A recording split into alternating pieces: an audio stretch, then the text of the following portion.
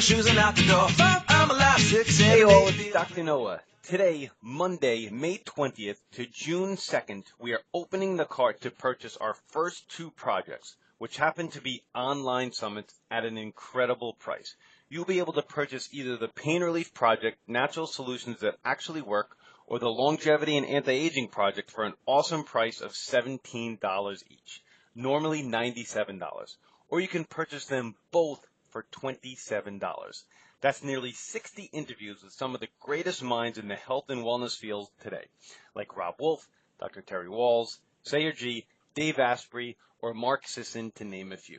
Trust me, their messages and information are as timely today as they were when we did the interviews a few years ago. The cart opens today, May 20th, and will remain open until June 2nd. You can pick them up at our website at www.beyondyourwildestgenes.com, or the direct link will be in the show notes. Enjoy the upcoming podcast. Hello, BYWG tribe. This is Dr. Noah. We wanted to make you aware of our exciting product, book, and supplement of the month for May 2019. Keep in mind, all the links, discount codes, and special offers for the product, book, and supplement will be listed in the show notes and iTunes, posted on social media, in our weekly newsletter, and on our website at www.beyondyourwildestgenes.com at the Listen Now tab. So let's start with the exciting news first. Each and every month, from this month going forward, we are going to, in addition to having the book of the month and product of the month, we're also going to feature a supplement of the month as well.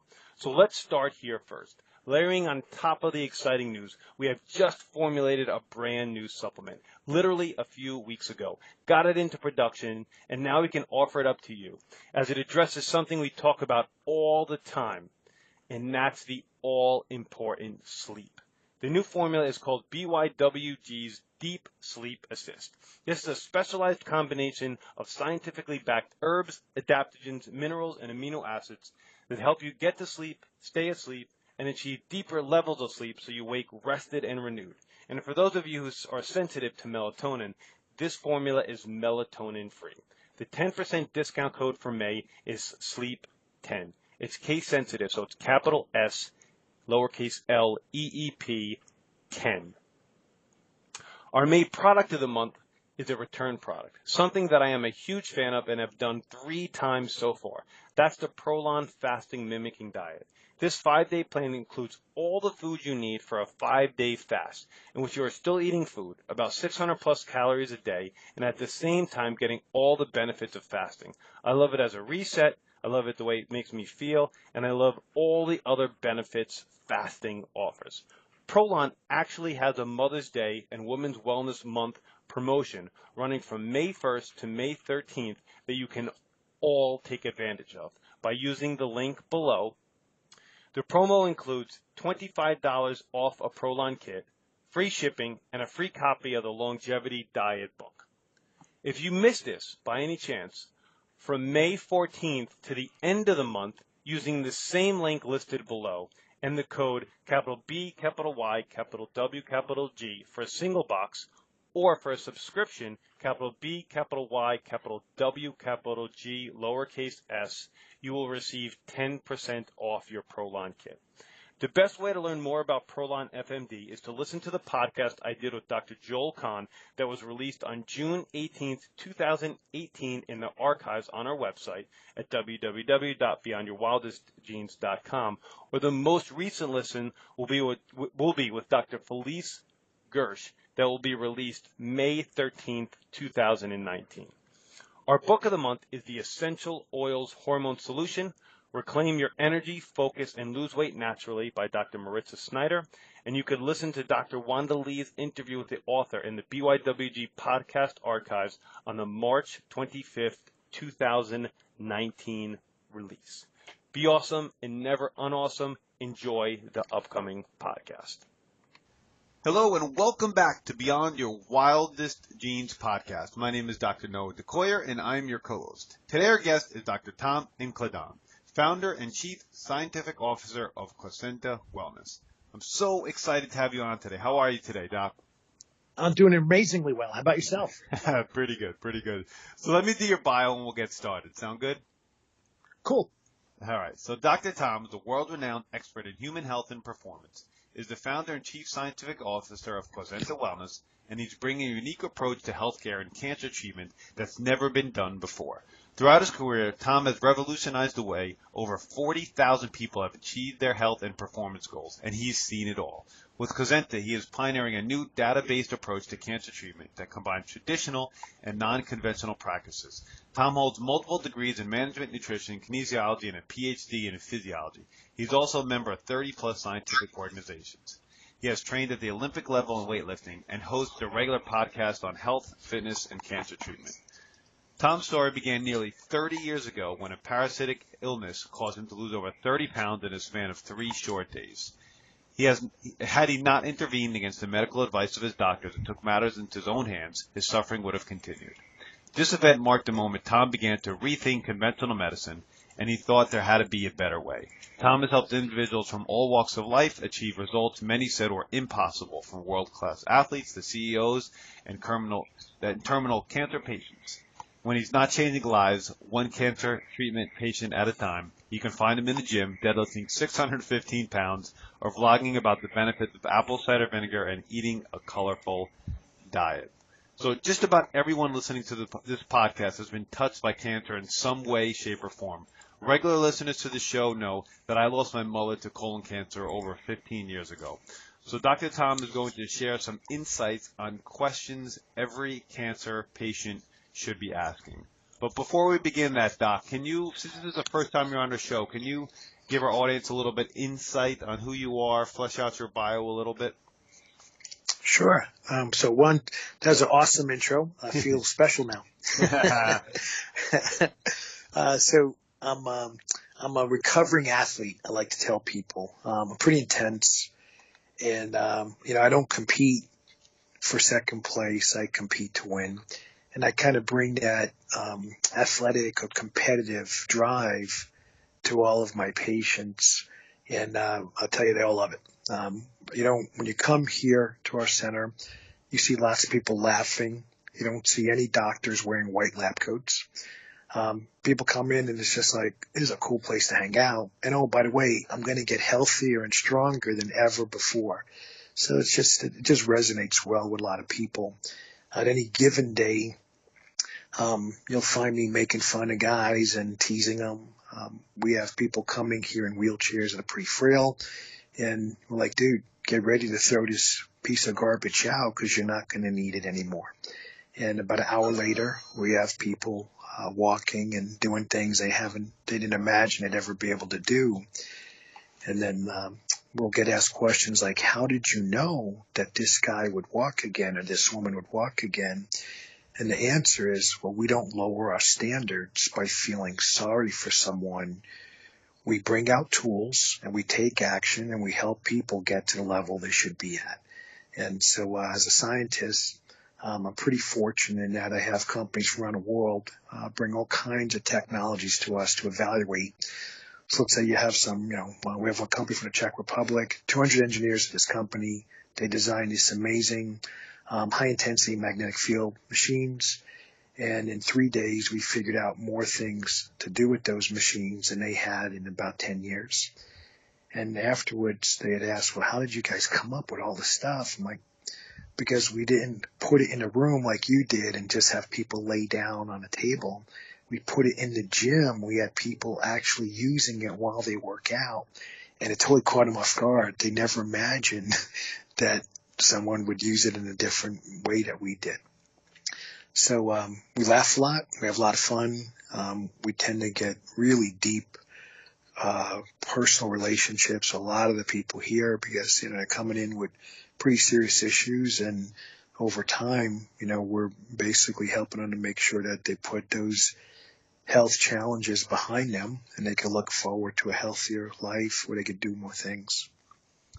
I could resonate with you saying that, people smile in your office, people want to be there, people get well in your office. That's the same way in our office as well, right outside of New York City. It's people are there because they want to be there, and in most cases they're happy to be there too. So, as I mentioned in the preamble a little bit, that we're going to talk about cancer and what kind of questions you should ask if you, unfortunately, or one of your loved ones happens to be diagnosed with cancer. So let's start off with this question first. What is going on in my body? So you're asking me that, or you're getting back to the questions that you want patients to ask their physicians? The second one, exactly. Yeah. What Yeah, should the patient ask their physician? Yeah, so what tends to happen is people read stuff online and they read about how something works. Doesn't matter what that something is. It could be a supplement, a drug, a procedure.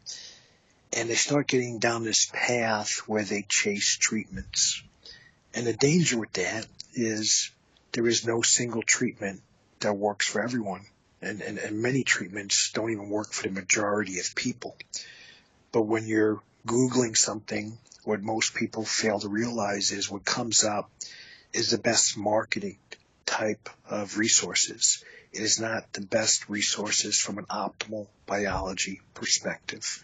So the companies that spend the most money, they're doing the best job of getting their rankings up on the first page, and then everyone reacts like, oh, first page ranking, this must be the best thing. So many people use marketing instead of science to make their decision. They just don't know the difference between marketing or science. What science tells us is no two people respond exactly the same way. So we translate that to the questions a patient should ask their healthcare professionals or team that are working with them, specifically with cancer, is one, what will you do to help me beat the cancer in my body? Not some other guy's body, not some other woman's body, but my body. And you just listen to what's their approach. Like, if they have a treatment protocol before they know your name, you need to run, because it's one-size-fits-all medicine that's very proven to fail. So you don't want to copy something or do something that you already know isn't going to work. It's just a waste of time. And then second question is, what will you do when that doesn't work? Because unfortunately, what most people find out way too late is they jump all in to something because it's covered by insurance and they don't value their health. And now when that treatment that was covered by insurance doesn't work, the center that they've been going to for 1 or 2 years tells them, there's nothing else we can offer you, so you just have to go home and we'll put you on hospice. Had they known that up front, no one would commit to a place that says, well, we got one option for you. You'd find a place that has more than one option, because in case it doesn't work, you need a plan B and a plan C. So those are two questions that can eliminate all the nonsense. You don't want to ask questions about what's your success rate, because it's false data. If we could help you and when you beat your cancer, that doesn't mean anything for the next person. You're two totally different human beings with your genetics, your microbiome, and your environment, and you cannot extrapolate data from one person to another. But most people say, what's your success rate, thinking that they'll be on the side that lives, and they never anticipate maybe they're on the side that doesn't make it. I'm just listening to you speak and explain that, and it's so true. Everybody is so different. You mentioned microbiome, genetics, epigenetics. It's impossible to think that one treatment fits for every single person and for every cancer. And that's the way cancer's dealt with across the board, nearly across the world in most cases. Is that not a fair statement? Yeah, so what happens is this is some kind of deep thinking here. And, I'm not a conspiracy theorist, but if you look at the data, you can't ignore these facts in front of everyone's eyes. We have trillions of dollars that was raised for research, for studying cancer. Despite that, we don't have any tests that are really that accurate. The scans, you do a PET scan, the estimates are maybe 100 million cancer cells. So you hit no evidence of disease. It could be up to 100 million cancer cells still in your body. If you were doing, there's no test to find a single cancer cell in the human body. And the reason is most centers don't want you to know something isn't working, because what are you going to do? You're going to stop it right away. And when you stop that therapy, they're not making money. So if you look at $100 million a year, that's enough revenue, whether you're an individual or company, to influence the economy of any country in the world. When you look at just in oncology medicine, just drug companies selling drugs to treat cancer, they're roughly about $158 billion a year. You know how many, times above that 100 million line they are? So they've pervaded medical education. They've pervaded World Health Organization. I mean, they're controlling all these different areas to the level that if you said, hey, look, I got a way to treat cancer for free, and I'm going to go to Africa, and I'm going to take care of all these people for free because, it's just you're on a mission and you want to do this. What you'll come to find out is that as soon as someone realizes you're impacting revenue from a drug company, there'll be pressure on the World Health Organization. They will then put pressure on an African government, and they will put pressure on local government, and then you'll be asked to leave the country for something you're trying to do for free. And that's kind of how it would go anywhere. In the U.S., it's a slightly different strategy. You would get someone knocking on your door asking you to turn over all your computer equipment and your records, and they won't need a warrant because they could cite terrorist reasons. So this is the level that things are because of the impact of drugs. We're roughly, so essentially maybe we're 4 to 7% of the world's population, but we consume upwards of 80% of the world's drug supply. So we're overindulging or overconsuming way more in certain areas. And then when you look at how come we have so much of certain conditions, well, because of the way the strategies are, is you come in, you get a prescription, and it's next because it's medicine here is not about optimal biology, it's about time management. So I got to get, anyone that's in an insurance model, you're being rushed through as quickly as possible because the average doctor in an insurance model only has 8 minutes per patient. Well, how is anyone going to help you if they're only giving you 8 minutes of their time? There's no way they could utilize all their resources or intelligence to help you. So you're just being managed. And you'll get better through time or just luck, but not because of the actual treatment was working. Now, I know that there are definitely some cancers that respond well to radiation, and there are a few cancers that do respond well to certain chemotherapies. But being a chiropractor and a functional medicine doc, I'm far more interested in the potential other options outside of chemotherapy. And I think some of our patients would be interested in that as well. Could you offer some of those up for our audience? Yeah, so keep in mind that the protocols that have been published using radiation or chemotherapy never were published to look at what's the optimal biological way to do these things. They were published in a way to show we got something that isn't so hot and something else that isn't so hot, which was the best of the two. So from an optimal biology perspective, all they want us to look at is, well, where does the chemotherapy radiation, they target the DNA of cancer cells. Outside the cancer cells, all the cytoplasm. So essentially the way traditional chemotherapeutics and radiation work is they create a tremendous amount of reactive oxygen species within the nucleus of cancer cells. But what's ignored is the vast real estate of the cell body where all the cytoplasm is and things like the mitochondria and stuff like that.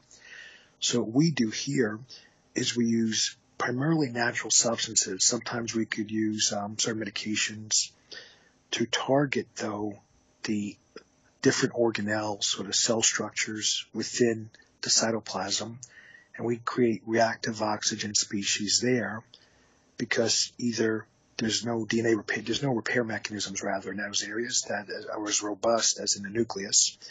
And so it could work independent or it could work in conjunction with radiation and with chemotherapy. So you're kind of right in that there's some cancers, primarily lymphoma and testicular cancer, where there's some decent data that chemotherapy may be a good fit for those types of cancers. But remember, those are general statements. And let's say you had 10 guys with testicular cancer. That's really 10 different cancers. It's treated like one because it's the same label. But even within each individual, as the cancer cells grow and divide, there's additional mutations that occur So there's some theories that even within a single person, the cancer cells are not all the same. So it kind of gets back to, the logic. There's no way to treat all these different mutations with a single strategy. So you need some sort of polytherapy approach, meaning something targeting the nucleus and something targeting the cytoplasm.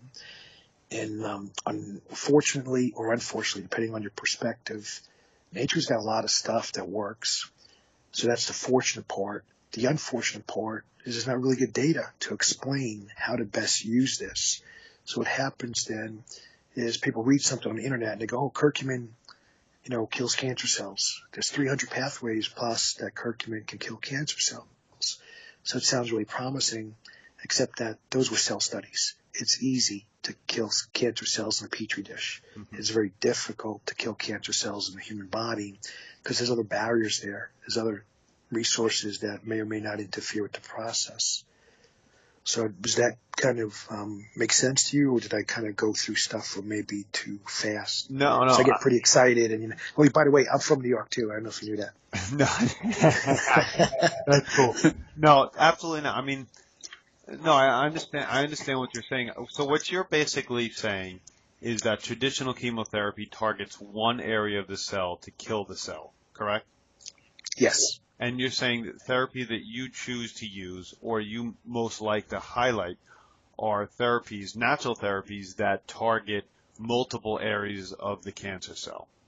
Yep, that's correct. Oh. But keep in mind, that's just looking at cancer killing. Like when someone comes here, we're doing a lot of other things that I would say directly have nothing to do with cancer killing, because you don't get cancer for no reason. You get cancer because there's other stuff going on in the body that's not ideal for your health.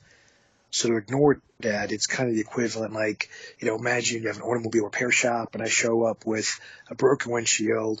I got a couple flat tires, windshield wipers that are all messed up. I got a gasket that's blown in the engine. And I'm like, hey, man, I just want, some more antifreeze, some coolant from a radiator.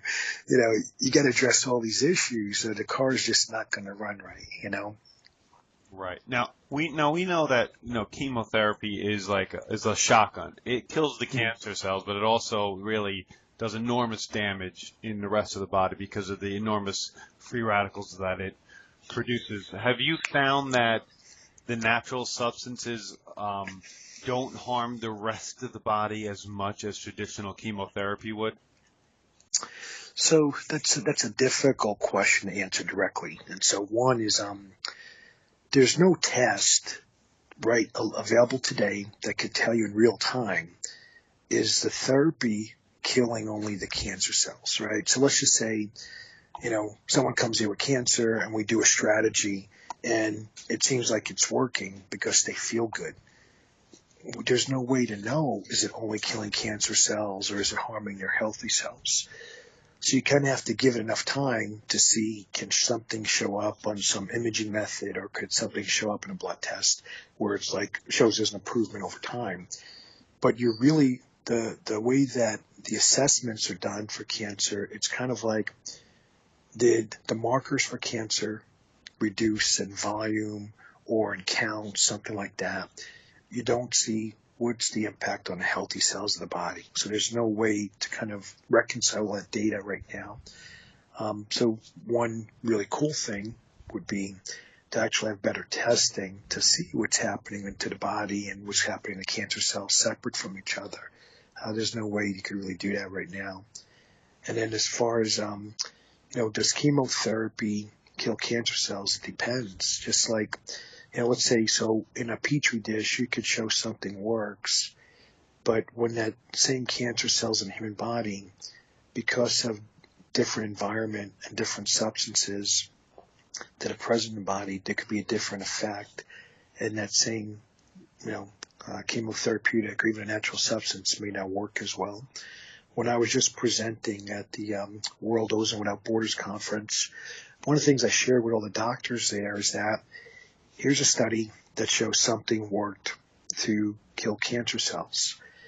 Let's look at how do they grow these cancer cells And the solution that they use, which is called physiological, it's devoid of all kinds of binding proteins. There's no other cells in this solution, right? There's just the cancer cells being studied. And the cancer cells have over 700 mutations. So how do you know that the person or that that you're treating or that you're trying to help, how do you know they have all 700 mutations? There's no way you can know that. There's no testing that's being done to compare all this stuff. So it shows something works here, and then everybody's trying it there, but there's no real way of knowing that until afterwards, and then it might be too late. So what we would do to kind of, let's say, stack the deck in someone's favor, we do a lot of different types of exercises for the brain and help the brain do a better job of controlling the body. And the rationale for that is, let's say, you got a bunch of people, doesn't matter what their background, and let's say you're at dinner having like a social function, just talking casually. You ask any person anywhere in the world, what part of the body controls the rest of the body. Most people are going to say the brain. Most people would agree. There's not going to be that many people arguing against that because it kind of makes sense. But now you look at any cancer treatment protocol anywhere in the world and say, well, what are they doing for the brain? The answer is nothing. They treat the brain so people have all kinds of neuropathies. People have all these issues, and they just ignore it because they're so focused on trying to treat the cancer, they forget about all the damage being done or ignore the damage being done elsewhere. And so what we try to do is prevent that damage or reverse that damage, depending where someone is in a treatment protocol. So that way when they're done, they don't have neuropathy or heart issues and endocrine dysfunction or hair loss or some of these other side effects that are pretty common. And so, by the way, we actually have people that have done full-dose chemo, full-dose radiation, no hair loss, no side effects that we can detect or measure. And some of the women that are of menstruating age, we've actually had women come in, they haven't had a menstrual cycle in years, and after we get started with them, they have a normal menstrual function, which shocks everybody because that's not normally what happens when you do full-dose chemo and radiation. And the difference is when you personalize and individualize the treatment approach, you're addressing everything you find so that you could prevent, damage that takes place with some of these other approaches. Is this an accurate or true statement or some truth in it? Now, traditionally, oncologists and traditional oncologists today, if you're going through a chemotherapy protocol or radiation type protocol, they in most cases do not want you to take natural supplements in addition. But in many cases, those natural supplements like curcumin and other things, they're very, very protective to the healthy human cell while they're being treated with chemotherapy. Is that a fair or somewhat fair and accurate statement? Yeah, and it gets back to what's best for the patient. That statement is best for the doctor because they don't typically, an oncologist has no background in exercise or nutrition. So their default is don't take anything else unless I give it to you. And in that way, they don't actually have to think it through. They could put everyone in the same protocol. And that's the rationale that usually the statement is, well, we don't know how it's going to work. But the reality is this, you don't know how anything's going to work for the first time that you're working with a new case. Because we already know lots of people have reactions to substances that other people never had a reaction to. So that gets back to the individual responses and uniqueness of each individual. So, Doc, how do you then I'm buying into your statement that you don't really know how a patient is going to respond right off the bat. How do you judge they're getting better then? What are your protocols to determine if they're doing better? So there's some general things. So one, as you improve health of any person of any age, there's some general findings that are pretty consistent regardless of disease. One is healthier people simply move more spontaneously. And the best case I give is think of a child. You got a child that's say between 3 and 9. They can't sit still. They're usually running around because they have a lot of energy. As people are in a disease state and they get healthier, they move more without someone telling them you have to move. Very unhealthy people tend to move much less. So a very general observation is, wow, we're doing something, and this person's moving more. We know we're going in the right direction. Another finding is that, well, when people are healthier, they seem to be able to eat a wider variety of foods without any food reactions. So you would say, well, those two things don't really mean there's less cancer. That'd be true. But what it does mean is overall they're moving in a healthier direction because they have wider variety of options available to them now in life through movement and through diet or nutrition, however you want to look at it.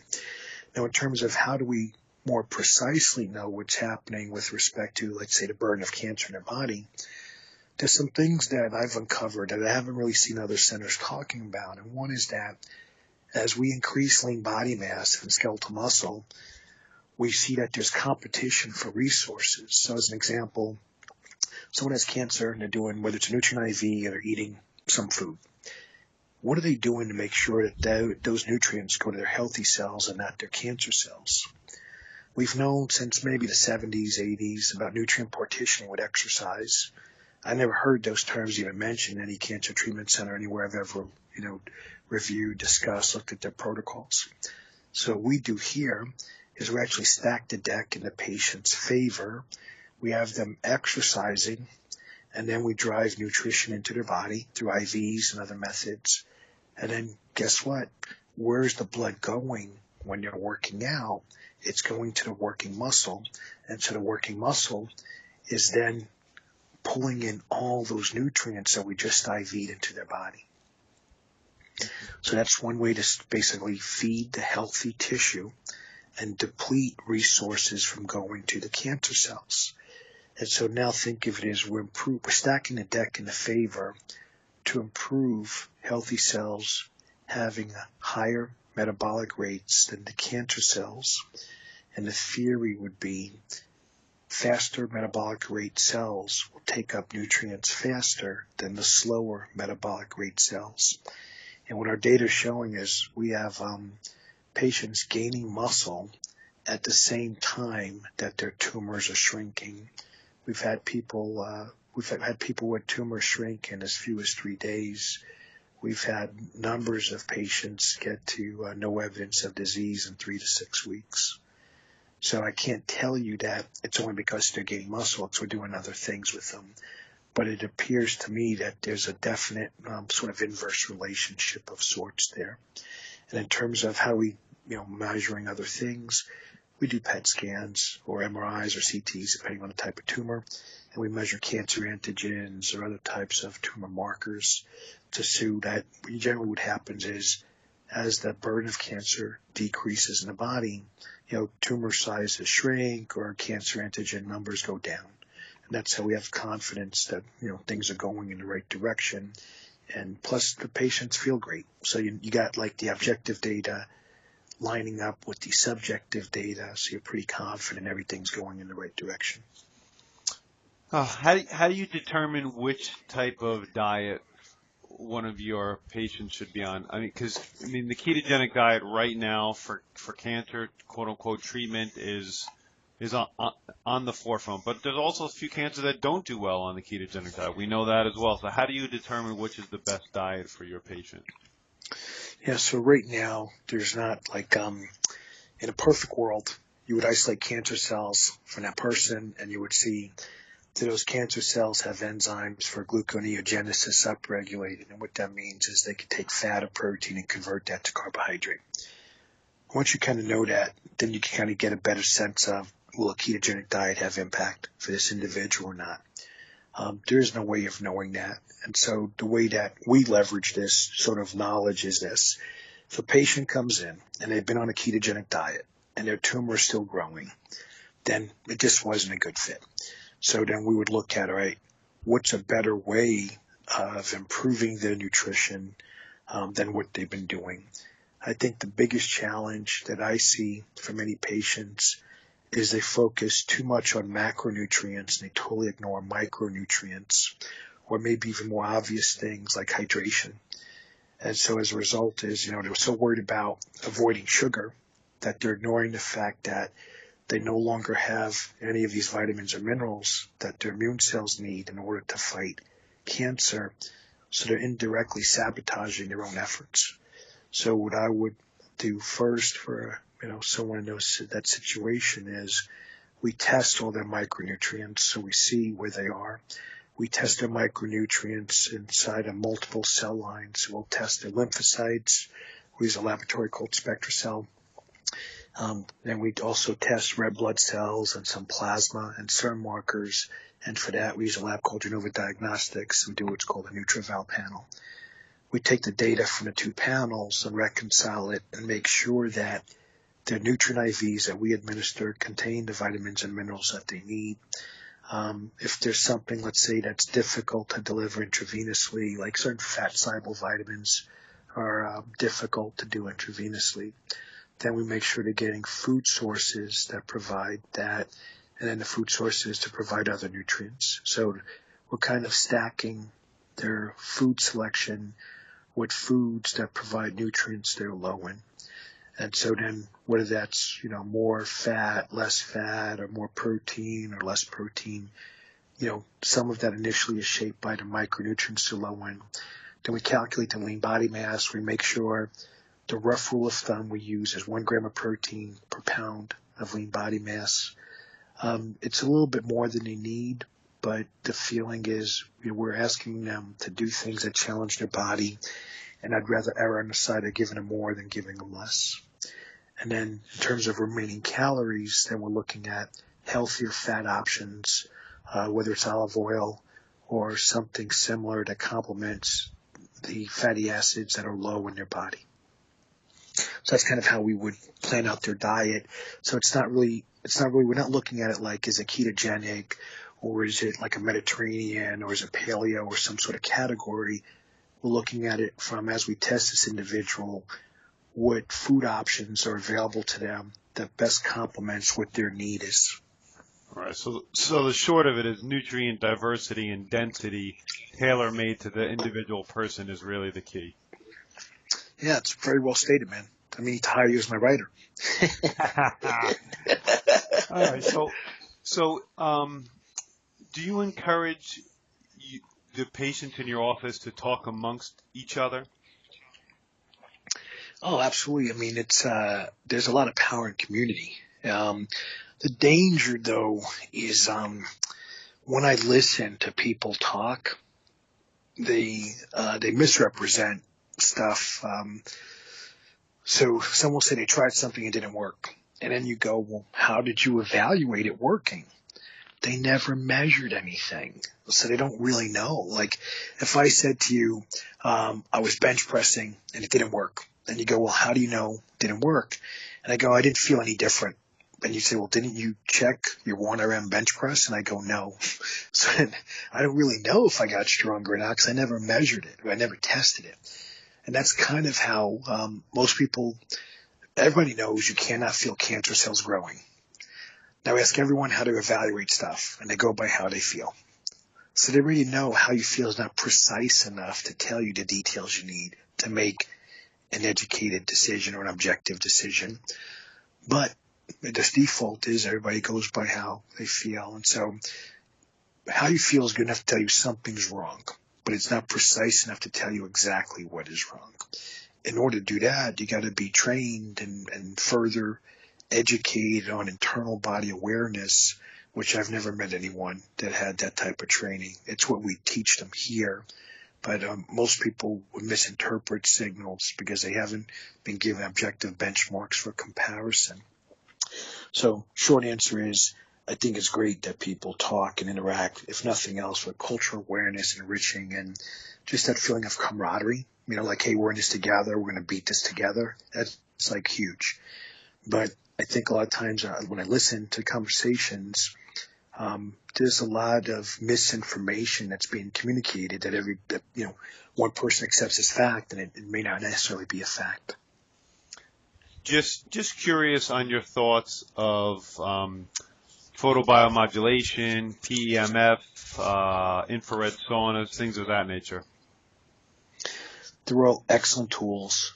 Common denominator: improve circulation, reducing inflammation. challenge with them is that details matter. There's study after study showing that just changing the frequency of light or magnetic field, for example, is a difference between no effect at all and completely killing a cancer cell or shrinking tumors. So it's, this is where it's like, all right now, there's all these companies marketing their equipment, but none of them have the precise data to help patients know if it's a good fit for them. So here, I probably have like 20 different magnetic field systems, from picotesla all the way up to multi-Tesla field strengths. Totally different responses and effects. One person uses one gadget and they swear it changed their life, and you could measure change. Another person, you do the same thing and it did nothing at all. So what we try to do is come up with things like body composition testing, some fitness tests, blood tests, and different. We get the data from the PET scans, maybe CT scans, MRIs, and we try to create like an objective algorithm. And now we can compare all these markers over time to see if something's actually helping for that individual. And then once we think, let's just say we try something and we don't feel it's had enough impact, we're moving on to something else. And so it might go something like, you try some light, and this, let's say, is an external light source. Like we have a Novathor device, we have some other light bed devices, we have a new Theralite device coming in by Aspen Medical. Looks very promising. You got the whole body in what looks like a suntan bed, but it's not ultraviolet light. It's just basically red and near infrared wavelengths. And we could take measurements to see, like, are they reducing their body surface area? We could take measurements, like when they do scans, to see are the tumors in their body shrinking. Let's say it wasn't shrinking. We could then try other types of light devices. So as an example, the full body light beds provide more total energy, but in terms of energy per square centimeter, there could be smaller devices that could provide much more energy, but in a very tiny space. And so this gets into then what's the best tool for this person, something with more energy and less space, or less surface area, or something maybe has less energy but it gets more surface area because you're introducing that energy into the body, different ways. One thing that we do that's so different than any place I've seen, unless someone is really impaired, everyone is moving when they're in the light field or when they're in photobiomodulation type field or when they're in a magnetic field. We don't encourage people to do nothing. We encourage people to move, and we take basically the exercises we teach them in the gym, we have them doing in these different types of energy fields. Neat. How about fasting? Does fasting have a place in any of your protocols? So, well, I'll tell you, my general experience is most of the patients have no appetite and aren't eating enough. Mm-hmm. So it's difficult. It's kind of like if I came to you and say, hey, man, I haven't eaten in days.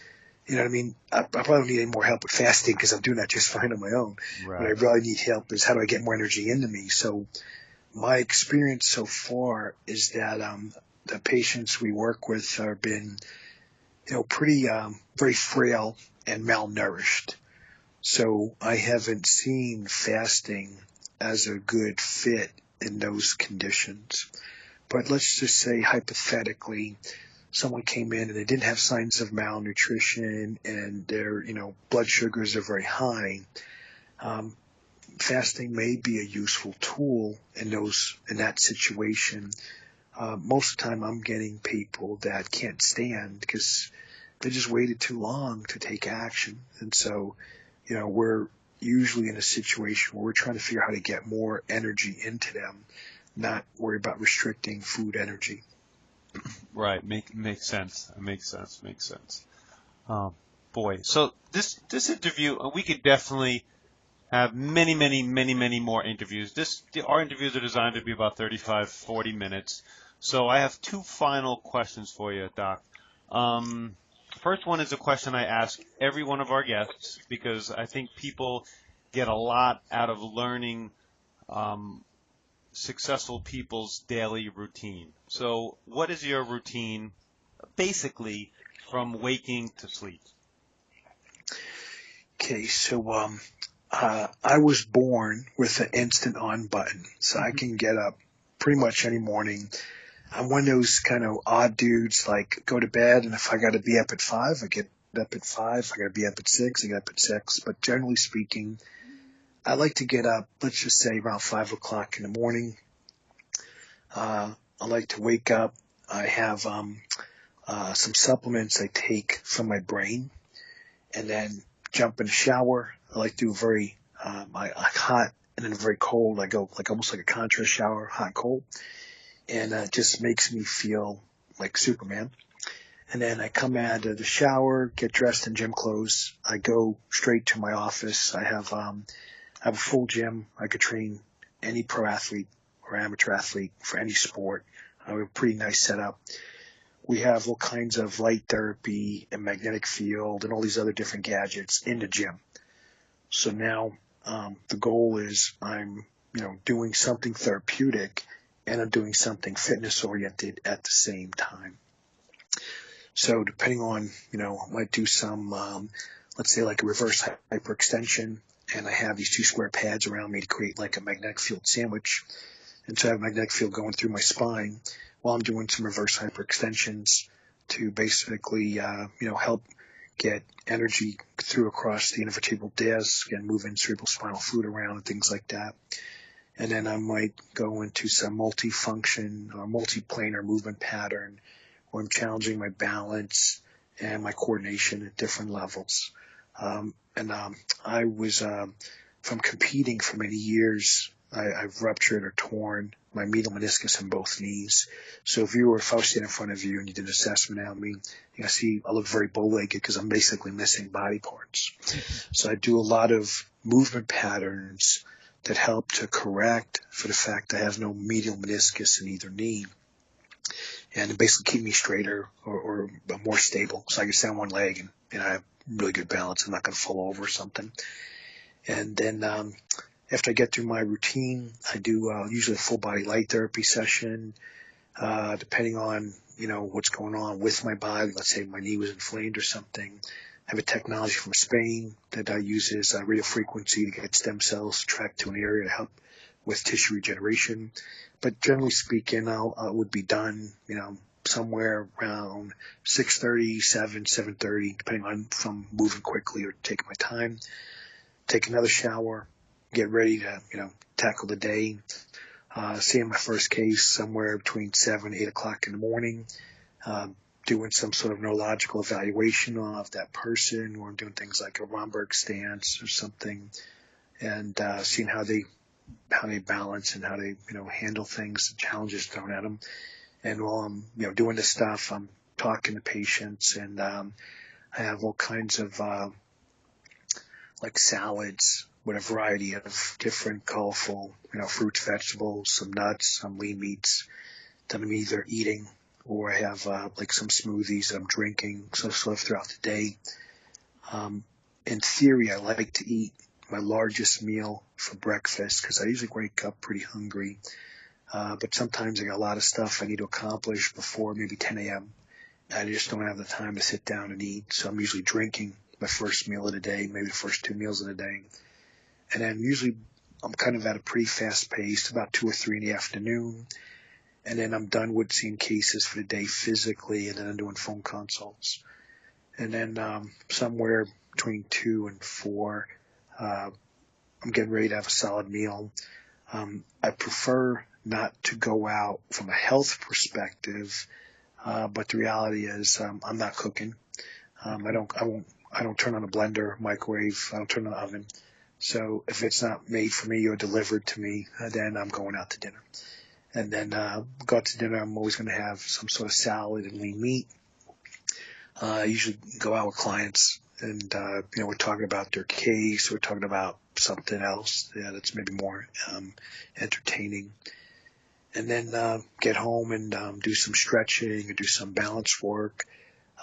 at my desk, if I'm sitting and I'm, like, say, talking on the phone, I have light therapy pads on my knees, or I have some other gadget, like an ARP wave or power dot or some electrical stimulation device running. So I'm always doing something. And then, get to bed. I've actually slept an entire night in a magnetic field, or I've had electrical stimulation running on certain muscles I thought were weaker than they should be all night long, and then back up at 5 and doing it all over again. Yeah, that sounds good. And what's the best way for our audience to get in touch with you? You have a physical location, you do phone consults. What's the best way? Just Causenta.com. It's CAUSENTA.com. There's a free form, a form rather, you can fill out on the website to schedule a free consult, where we could say, look, here's our approach, and if you think it's a good fit, then let's move forward. If it's not a good fit, then, find a place that is a good fit for you. And we've got pretty cool team here. Just a lot of very dedicated, driven individuals that just want people to get results. That's great. We talked a lot about cancer today, but just in short order, just run down a list of the other types of things and patients that you see. So anything from so I got a background in exercise and neurology, so we see a lot of head injuries, Alzheimer's, Parkinson's, other types of, let's say, neurological conditions. We have a lot of guys, so because of my background as an athlete, a lot of friends that are athletes that have all kinds of orthopedic type issues. So we do a lot of regenerative medicine type stuff, and then anti-aging. And then along the way, we just we see people that have reproductive health issues or some sort of urogenital type of issues, like prostatitis or some sort of damage to the pelvic floor. We have really cool technologies to repair damage in the pelvis. So whether it's something like interstitial cystitis, or some woman that has urinary incontinence, or even fecal incontinence, or a guy that's got some prostate issues or erectile dysfunction, we got all these technologies to repair damage in that region of the body. And then we got athletes that can't jump or can't move the way they want, and we can help them. We can increase vertical jump. Almost one workout, and guys are jumping higher. So there's a kind of a broad range. And we had one time, at one moment, I had a reporter that came in to do an interview, and he's like, dude, you got an Olympian, you got a world champion, you got someone in a wheelchair, you got someone with terminal cancer, all in the same room working out. And I'm like, people respect effort. I don't care. A PR is a PR. If you just benched 10 pounds and right next to you is a guy benching 1,000 pounds, you both feel like you accomplished something if it's a PR. 1,000 pounds does not feel 100 times better to you as a 10 pounds.